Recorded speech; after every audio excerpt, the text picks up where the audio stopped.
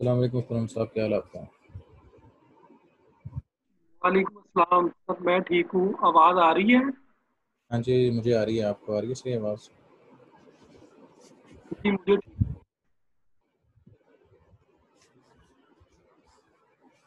Hello. जी sir, मुझे ठीक आ रही है आवाज़ आपकी। सही है जी। और बाकी लोग? बाकी भी सर अभी आ जाते हैं। आप बताएं, आपने वो कोई हमारी थीसिस बात। फाइनल किया? जी सर। आपको वीकेंड का टास्क दिया था मैंने। जी सर। हाँ जी, कुछ मिला थीसिस के? बस हमने वक्त ही ज़ाया किया। सर उस पर तलाश कर रहे हैं, मिल यानी जाएगा। वक्त ही ज़ाया किया। अभी नहीं सर मिला। नहीं सर, ज़ाया नहीं किया, वो बड़ी कारआमद है। वो कौन सा मैंने बनाई है जो उसके करामत देने का मुझे कोई फ़ायदा है? मैं तो आपके लिए कह रहा था। आपने नहीं ढूंढा तो आपका अपना नुकसान। जी सर।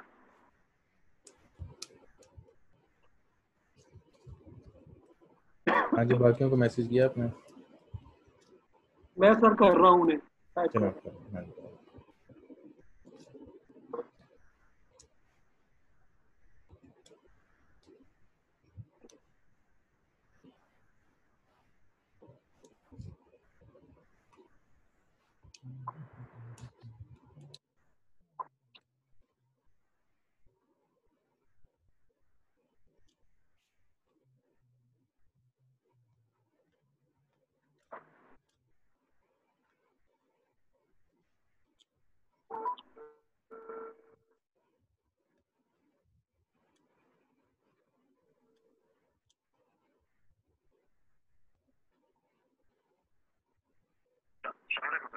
वालेकुम अस्सलाम। क्लास स्टार्ट हो गई है सर, आ जाए।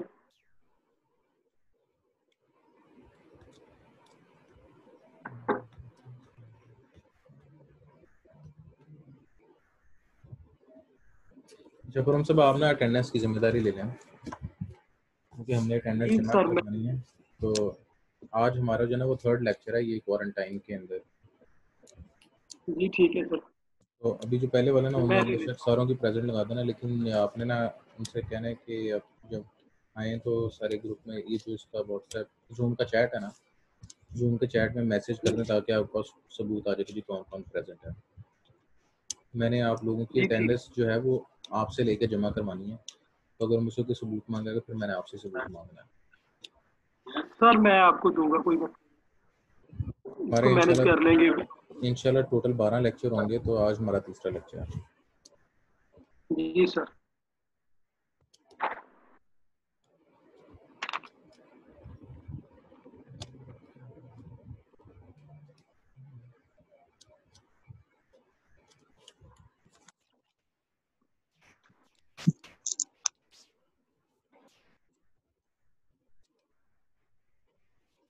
अस्सलाम वालेकुम मैडम सादिया। वालेकुम सलाम सर। हाँ जी, आपको थीसिस मिला कोई मैडम सादिया? सर थीसिस जो है ना वो मिलते हैं, लेकिन ना उनकी रिसर्च थोड़ी सी और हो गई। जैसे मैंने 19 और 20 के पेपर्स पढ़े थे, तो उनमें जो प्रॉब्लम डिस्कस की हुई है ना वो उसमें नहीं है, तो मैंने रैंडमली एक थीसिस स्टडी कर ली, 19 और 20 के कुछ पेपर पढ़े पॉइंट्स थे कि बनाए। 19 और 20 का थीसिस देखे थे आपने?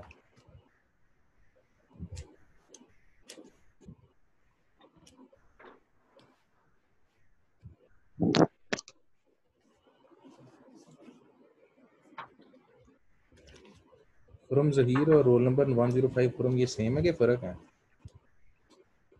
सर सेम है सर, दो जगह से ना ऑनलाइन, एक लैपटॉप है और एक मोबाइल से ऑनलाइन। अच्छा अच्छा अच्छा। जी इससे इसमें ज़्यादा अच्छा समझ आता है। सर, बाज दफा ना इंटरप्ट हो जाता है, एक आवाज खत्म हो जाती है, तो फिर ये है कि बंदा जल्दी से दूसरे से ना सुनता रहता है। सही सही सही।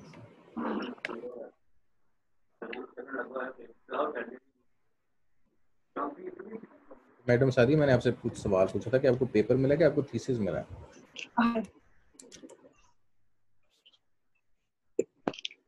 सर थीसिस मिला है, लेकिन उस थीसिस में उसने जो प्रॉब्लम डिस्कस किया हुआ है ना वो थोड़ा हाँ जी। सा मुझे लग रहा है जैसे पुराना हो गया है।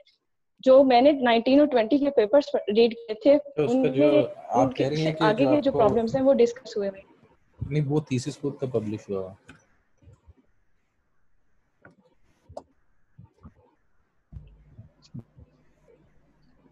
सर आपकी ना आवाज हो रही है मुझे ना। मैडम मैं आपसे पूछ रहा हूँ कि वो थीसिस खुद का पब्लिश हुआ था? सर थीसिस हाँ वो जी, वो 2018 का थीसिस है। और उसके अंदर से आपको पेपर मिल गए थे? सर पेपर भी एक मिलता है, वो 2018 में ही पब्लिश हुआ है पेपर भी। और ISI पेपर है?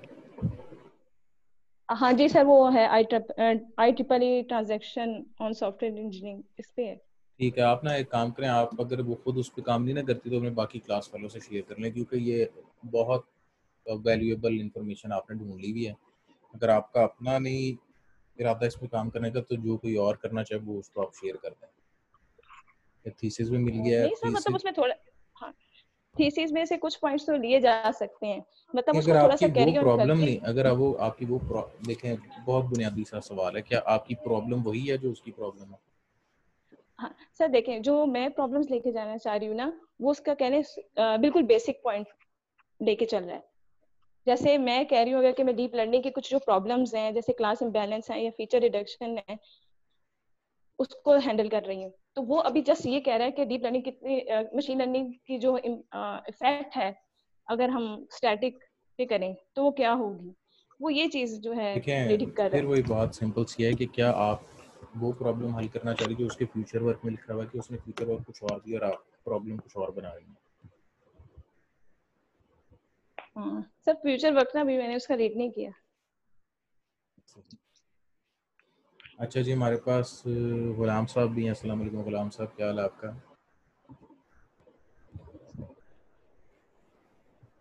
अस्सलाम वालेकुम सर।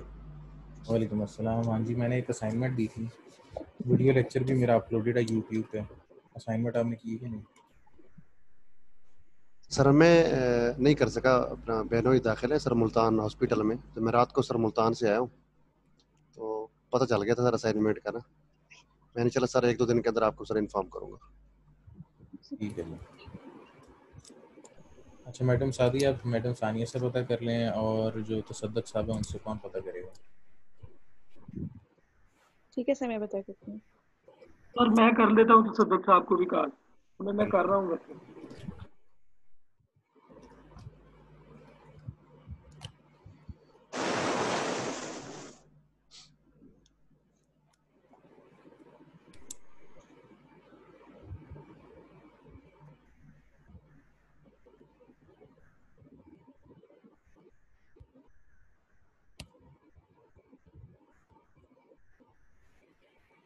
अच्छा जी क्लास, जो हमारा आज का टॉपिक है वो बेसिकली आपके रिसर्च प्रोडक्ट्स क्या हैं और एग्जामिनर उनको किस तरह इवैल्यूएट करेगा, इस चीज़ पे हम गौर करेंगे आज और इस चीज़ को डिस्कस करेंगे। जिन लोगों को मैंने असाइनमेंट दी थी और मैंने अपने थीसिस भी शेयर किया है और मैंने कहा था कि आप उस थीसिस का चैप्टर 3 पढ़ लेना, ये असाइनमेंट थी। आपने अब ये करना है कि आपने जो ये एग्जामिनर के क्वेश्चंस हैं ना, इनको कोशिश करनी है कि चैप्टर 3 में ढूंढें। और आप ये समझ लें कि ये सारे वो क्वेश्चंस हैं और जो बाकी चैप्टर्स में भी जिनका आंसर आ सकता है, जिस तरह प्रॉब्लम स्टेटमेंट है वो चैप्टर 1 में भी आ सकती है, और जो वैल्यूएशन मेथड वो एक्सपेरिमेंट और बाकी चैप्टर में भी आ सकते हैं, सिवाय फ्यूचर वर्क के और कंक्लूजन के। ये सारे जो सवाल एग्जामिनर पूछेगा ना, ये आपके किसी ना किसी तरीके से आपके चैप्टर 3 में इनका कनेक्शन या इनका रेफरेंस या इनकी डेफिनेशन मौजूद होना ज़रूरी है। आपका कोर पेपर का लिंक, कोर पेपर का माइनर सा डिस्कशन आपका चैप्टर 3 में होना ज़रूरी है। अच्छा चलें, मैडम सादिया ऑनलाइन नहीं है, उनसे भी पूछ लेते हैं। अस्सलाम वालेकुम मैडम सादिया, आवाज़ आ रही है आपको? Sorry madam Sania.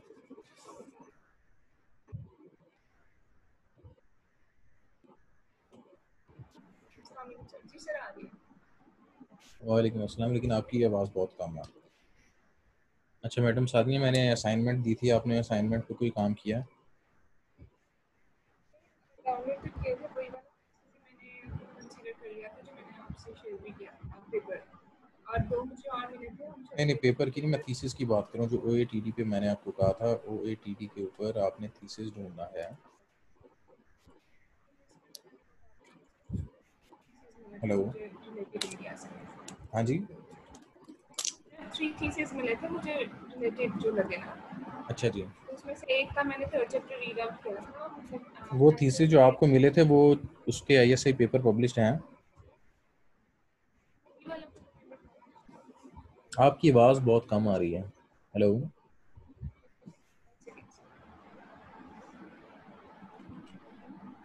सर वही वाला पेपर था उसका पब्लिश जो मैंने आपसे शेयर भी किया था।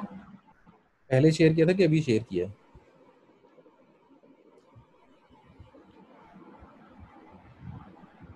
ये इस वीकेंड पे आपने शेयर किया कि वो ड्यूरिंग क्लासेस शेयर किया था? इस वीकेंड पे मैंने आपको वो मैसेज भेजा था। शायद देखा नहीं होगा, आपने मेरे पाकिस्तान वाले नंबर पे भेजा था।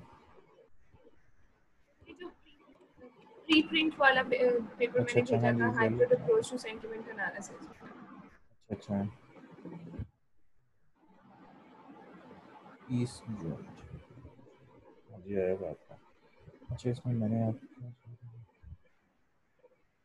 ठीक है, आपको थीसिस भी मिल गया है, उसका ISI पेपर भी मिल गया। थीसिस किस दौरान पब्लिश्ड है?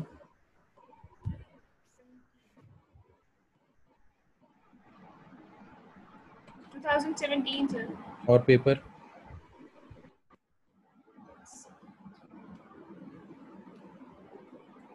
उसमें से जो पेपर है वो कब पब्लिश्ड है? 2018। ठीक है, चलें अच्छी बात है, आपको ISI पेपर भी मिल गया है। अच्छा, अब हमने बेसिकली जिन लोगों ने असाइनमेंट के टास्क कंप्लीट किया ना, कि उन्हें चैप्टर 3 और थीसिस मिल चुका है, तो ये एग्जामिनर के कुछ क्वेश्चंस हैं जो कि मैं आपको आइडेंटिफाई करूंगा। आपने उनको आइडेंटिफाई करना है कि आपको चैप्टर 3 में मिल जाएं, क्योंकि आपका भी इस टॉपिक से रिलेटेड थीसिस है। मैंने अपना थीसिस भी शेयर किया। सर ज़रूरी नहीं कि, हाँ जी बताएं। सर आप चैप्टर 3 कह रहे थे, ये जो वाला थीसिस है ना इसमें 3, 4, 5, 6 चैप्टर्स हैं जिनमें इन्होंने अपनी मेथोडोलॉजी को डिफाइन किया है। जो थर्ड चैप्टर है ना उसमें उन्होंने सिर्फ वो टर्मिनोलॉजी, जैसे आपके थीसिस में टर्मिनोलॉजी वाला है ना, वो तो एक सेक्शन है। इन्होंने इस थीसिस में पूरा थर्ड चैप्टर जो है वो उन सारी टर्मिनोलॉजीज की डिटेल है। PNN है, LSTM है, जो उन्होंने आगे मॉडल्स यूज करने हैं उनकी सही, डिटेल तो उसमें थर्ड चैप्टर में है। बाकी रिसर्च मेथोडोलॉजी का कोई सेपरेट चैप्टर भी है? सेकेंड चैप्टर के एंड से वो अपना वो जो दो मॉडल्स हैं उसने एक्चुअली 3 फ्रेमवर्क्स जो है ना इस पेपर में, इस नहीं, थीसिस में, लेकिन सॉरी। सवाल मेरा ये कि किसी चैप्टर का एक्सप्लिसिट नाम रिसर्च मेथोडोलॉजी है? Sorry sir.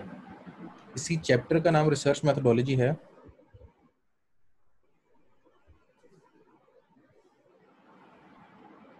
आपने जो थीसिस सिलेक्ट किया है उसमें किसी चैप्टर का नाम रिसर्च मेथोडोलॉजी है?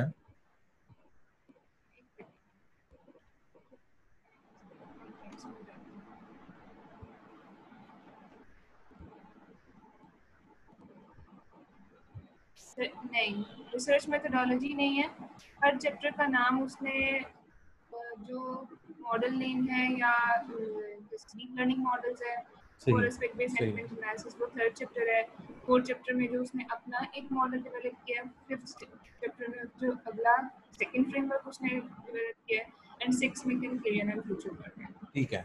अच्छा, ये भी जिन जिन स्टूडेंट्स के पास थीसिस है ना, उनसे एक चीज़ वाज़ेह हो रही है, वो ये वाज़ेह हो रही है कि हर यूनिवर्सिटी का ना थोड़ा थीसिस लिखने का तरीक़ेकार फ़र्क होगा।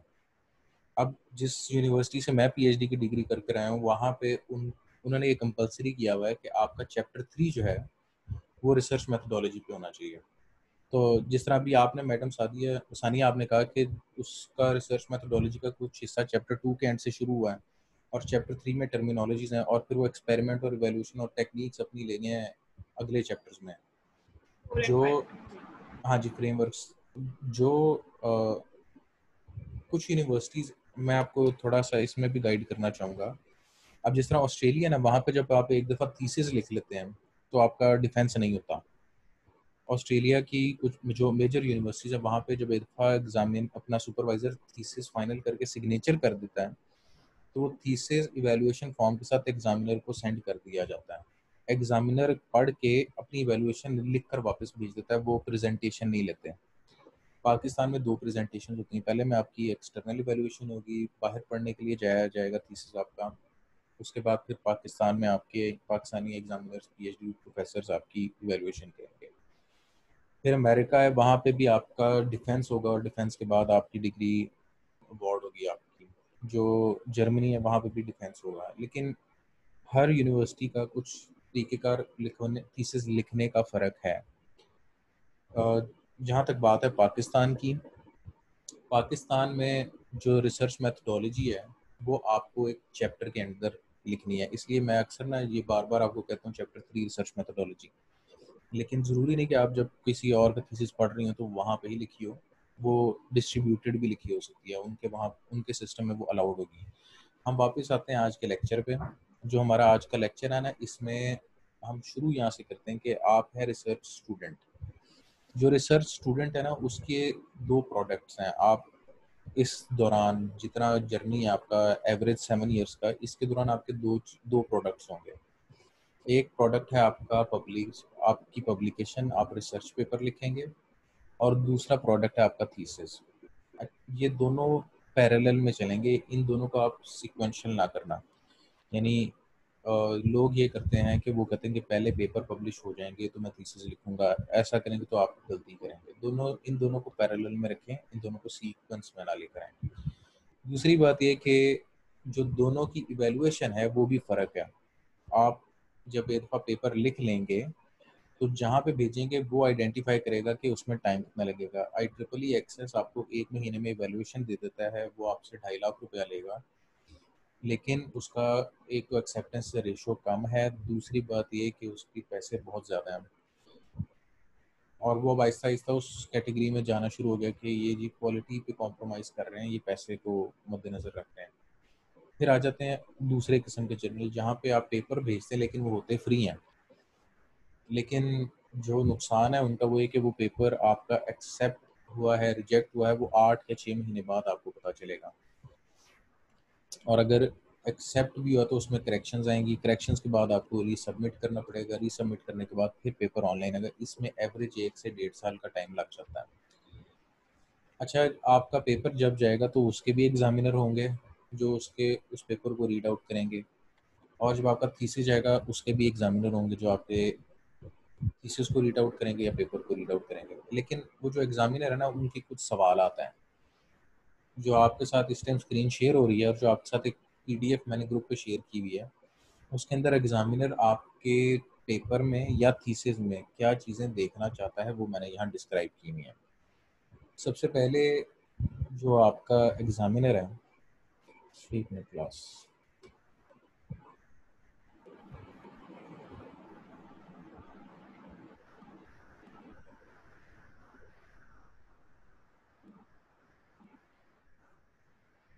सबसे पहले जो आपका एग्जामिनर है वो देखना चाहता है कि क्या आपने अपने पेपर को या अपने थीसिस को किसी से कंपेयर किया है। कंपैरिजन सबसे बुनियादी चीज़ है, क्योंकि कंपैरिजन ही इस चीज़ की बुनियाद रखेगा कि आपकी प्रॉब्लम क्या है, आपने टेक्निक क्या लगाई, आपने इवेलुएट कैसे किया, आपका डेटा सेट क्या था, आपका क्रॉस वैलिडेशन मेथड क्या था, आपकी परफॉर्मेंस कैसे इम्प्रूव हुई, आपके फैक्टर्स क्या थे इम्प्रूवमेंट के। जब आपका कोर पेपर आइडेंटिफाई हो जाएगा एग्जामिनर को, फिर वो अगला सवाल ये पूछेगा कि आइडेंटिफाई द प्रॉब्लम। प्रॉब्लम क्या आइडेंटिफाई की है पेपर में या थीसिस में। अब प्रॉब्लम जो है वो आपकी अपनी नहीं बनाई हुई हो सकती, प्रॉब्लम वही होगी जो पहले से आपके कोर पेपर ने डिस्कस किया। मेरे सिनेरियो के अंदर जो रिकमेंडेड सिस्टम्स है उसकी 3 बहुत प्रोमिनेंट प्रॉब्लम्स हैं। एक गोल्ड स्टार्ट प्रॉब्लम, एक स्पार्स रिकमेंडेशन प्रॉब्लम और एक डाइवर्स रिकमेंडेशन प्रॉब्लम। तो इनको हम कह सकते हैं गोल्ड स्टार्ट, स्पार्सिटी एंड डाइवर्सिटी। ये जो 3 लफ्ज़ है ना, ये इनके पीछे मुझे काफ़ी लिटरेचर रिव्यू पढ़ना पड़ा कि कई दफ़ा ना ऐसा होता है, आपसे अगर पूछा जाएगा ना भी आपकी प्रॉब्लम क्या है, तो आप एक बहुत बड़ा जुमला बोलेंगे कि ये है ये है ये, और फिर ये प्रॉब्लम है। लेकिन नॉर्मली प्रॉब्लम जो है वो इतनी लंबे सेंटेंस की नहीं होती। प्रॉब्लम सिंपल की 1 या 2 कीवर्ड्स की होती है। जो मैंने आपके सामने 3 कीवर्ड पेश किए, कोल्ड स्टार्ट, स्पार्सिटी और डाइवर्सिटी, अगर आप इन 3 कीवर्ड्स के ऊपर यानी cold start problem, sparsity problem, diversity problem Google Scholar search करेंगे तो आपको थाउजेंड्स ऑफ पेपर मिलेंगे जो इन्हीं प्रॉब्लम्स को सॉल्व करते हैं। अच्छा, अब जो आपने प्रॉब्लम आइडेंटिफाई की अपने पेपर में या थीसिस में, वो डेफिनेटली आपकी और आपके कोर पेपर की सेम है, लेकिन आपने ये ध्यान रखना है कि वो प्रॉब्लम इतनी क्लियर वर्ड के अंदर आपने डिफाइन की हो कि अगर कोई गूगल स्कॉलर पे उस प्रॉब्लम का कीवर्ड लिखे ना तो उसको मैक्सिमम लिटरेचर मिलना चाहिए। पहली बात। दूसरी बात, जितना ज़्यादा लिटरेचर उस पर मिलेगा ना, उतना कॉन्फिडेंस के साथ आप कह सकते हैं सर ये एक रिनाउंड प्रॉब्लम है, ये एक इस एरिया की मैच्योर प्रॉब्लम है, इस प्रॉब्लम पे पहले बहुत सारा काम हुआ है और उसी काम को मैं आगे लेके चल रहा हूँ। कई दफ़ा ऐसा होता है कि आप कोई ऐसा कीवर्ड ढूंढ लेंगे जी ये मेरी प्रॉब्लम है, और कोर पेपर ने भी कहा कि यही प्रॉब्लम है, और अगर वो सिर्फ उस कोर पेपर ने बताया ना कि ये प्रॉब्लम है एक, और आपने कहा कि क्योंकि इसने कहा और इसलिए मेरी प्रॉब्लम है, और उसके अलावा और कोई शख्स ने पेपर या थीसिस नहीं लिखा उस प्रॉब्लम पे, तो वो प्रॉब्लम क्वेश्चनेबल हो जाएगी। हाँ, तो मुझे 2 मिनट में सबर करके जाओ। मैडम साहब ये जो है ना इस टाइम बिजी हैं बहुत ज़्यादा। अच्छा जी, वापस आते हैं। यहाँ पे प्रॉब्लम पे मैं थोड़ा सा टाइम स्पेंड करना चाह रहा हूँ, वो इसलिए कि जो आपकी प्रॉब्लम है ना वो एक ऐसा या 2 ऐसे कीवर्ड्स होने चाहिए कि जिसके साथ आप प्रॉब्लम लिखकर सर्च करें ना तो आपको थाउजेंड्स ऑफ पेपर मिलने चाहिए। मैं इसकी एक मिसाल ऐसे देता हूँ, अगर मैं एक वेबसाइट ओपन करूँ,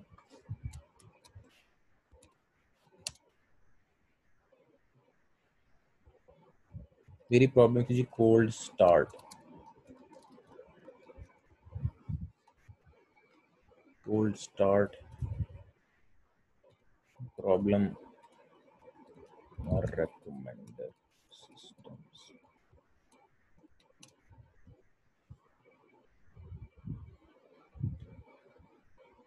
मुझे इस टाइम 13,000 पेपर मिले हैं जो इन 3 कीवर्ड्स को, ये मैंने बहुत टाइट सर्चिंग किया है और इन 13,000 में ये तीनों कीवर्ड्स मौजूद हैं। तो जो आपकी प्रॉब्लम है ना वो एक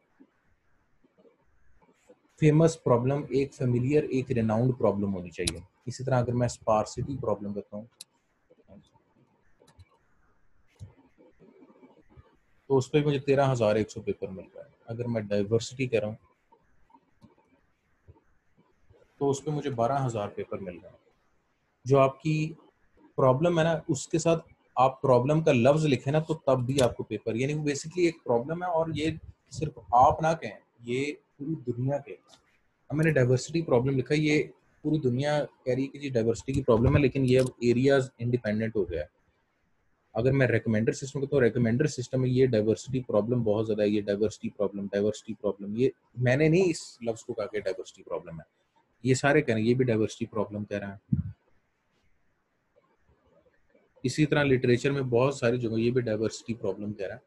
डाइवर्सिटी इज़ अ प्रॉब्लम। आपके एरिया में आपका कॉन्फिडेंस लेवल अपनी प्रॉब्लम के रिस्पेक्ट बहुत ज़्यादा स्ट्रॉन्ग होना चाहिए।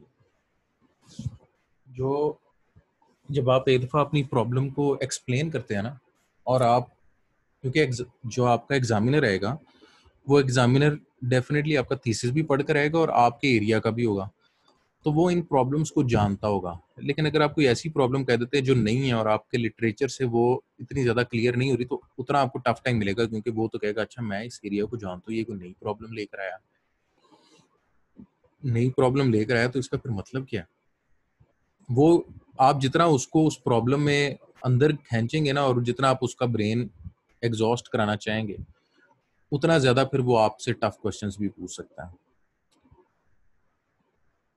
अच्छा जी, अब अगला जो एग्जामिनर ये देखना चाहता है कि जो आपने प्रॉब्लम आइडेंटिफाई किया है उसको एग्जिस्टिंग के पेपर ने कैसे सॉल्व किया है। उसको भी पहले ये कंसर्न नहीं है कि आप कैसे सॉल्व कर रहे हैं। ये थीसिस के सिनेरियो में ज़्यादा है, रिसर्च के सिनेरियो में स्कोप बदल जाता है। रिसर्च के सिनेरियो में एग्जामिनर सिर्फ ये देखना चाह रहा है कि आपने कैसे प्रॉब्लम सॉल्व की। रिसर्च पेपर में आप ये नहीं एक्सप्लेन करते ज़्यादा कि एग्जिस्टिंग का एल्गोरिदम क्या था। एग्जिस्टिंग का हवाला रेफरेंस देंगे, लेकिन आप उसको बहुत ज़्यादा क्रिटिकली एनालाइज नहीं करेंगे पेपर में। लेकिन थीसिस में आपको एग्जिस्टिंग को बहुत ज़्यादा क्रिटिकली एनालाइज करना होगा। तो एग्जामिनर ये देखना चाहता है how is the problem solve by the existing study. Existing study ने सॉल्व कैसे किया उस प्रॉब्लम को, उसने क्या फार्मूला लगाया, किस तरह मेजर किया, किस तरह इवेलुएट किया। What new is used to solve the problem. अगर एग्जिस्टिंग ने जो कुछ भी किया और प्रॉब्लम सॉल्व कर ली, तो आपने नया ऐसा क्या किया कि आपने वो प्रॉब्लम थोड़े फ़र्क तरीके से हल किया। ये नया वाला एलिमेंट होना ज़रूरी है बहुत ज़्यादा। यहाँ तक कोई क्वेश्चन आपका, फिर मैं आगे चलता हूँ।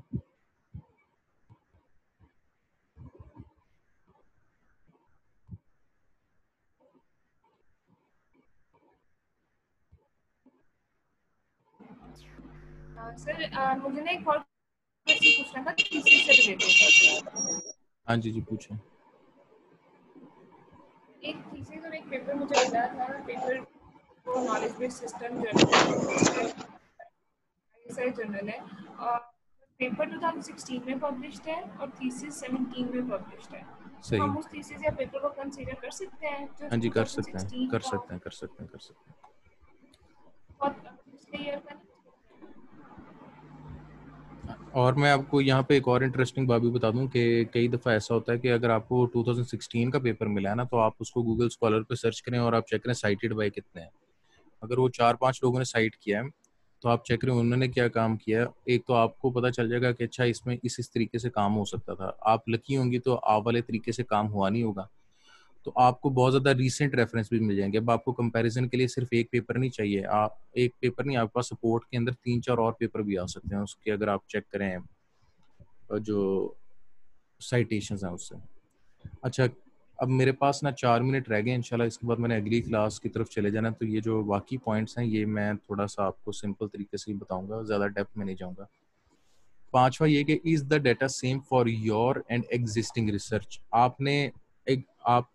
आपने जो एग्जिस्टिंग का एल्गोरिदम या टेक्निक बताई है कि उसने सॉल्व करने के लिए डिज़ाइन किया, दोनों के इनपुट में डाटा सेम जा रहा है। जब आप एक्सपेरिमेंट करेंगे तो आपका एल्गोरिदम होगा, एक कंपेयर्ड एल्गोरिदम होगा।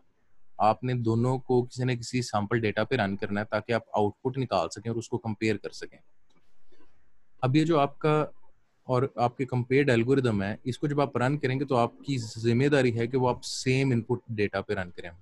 यानी जब आपका एक्सपेरिमेंट रन होना, तो आप इस चीज़ की गारंटी दें कि जिस डेटा को इस्तेमाल करते हुए मेरे एक्सपेरिमेंट ने रिजल्ट प्रोड्यूस किए हैं, इस एग्जैक्ट सेम डेटा के ऊपर कंपेयर्ड पेपर ने प्रोसेसिंग करके ये रिजल्ट प्रोड्यूस किया है। तो ये सवाल है कि is the data same for you and existing research.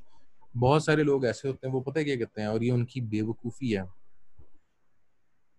वो ये कहते हैं कि जी हमने ये देखा था कि उसने अब कहा था कि उसके पेपर में उन्होंने पढ़ा कि जी मशहूर डेटा सेट पे उसकी ये परफॉर्मेंस है, तब उसकी उतनी आई है, तो हम अब एक्सपेरिमेंट अपना करेंगे और हम देखेंगे हमारी कितनी आती है, लेकिन हमने सेम डेटा के ऊपर नहीं एक्सपेरिमेंट करना। उसने जो करना था वो उसने एक्सपेरिमेंट कर दिया हुआ है, तो वो जिस मर्जी डेटा सेट पे उसने किया था उसकी उतनी आ गई है। अब हम अपनी मर्जी के डेटा सेट पे करेंगे और हम अपनी परफॉर्मेंस इंप्रूवमेंट निकाल लेंगे, और हम वो जो हमारी आउटपुट आएगा ना परफॉर्मेंस का 98 99 पर, हम उससे उसको माइनस करके कह देंगे इतने परसेंट इंप्रूवमेंट है। ये इतना बड़ा ब्लंडर है रिसर्च में कि एग्जामिनर जब थोड़ा सा डेप्थ में जाता है ना और उसको ये नजर आ जाता है, तो एग्जामिनर उधर ही रुक के कह देता है कि जी आप अब पीएचडी की डिग्री दोबारा करें।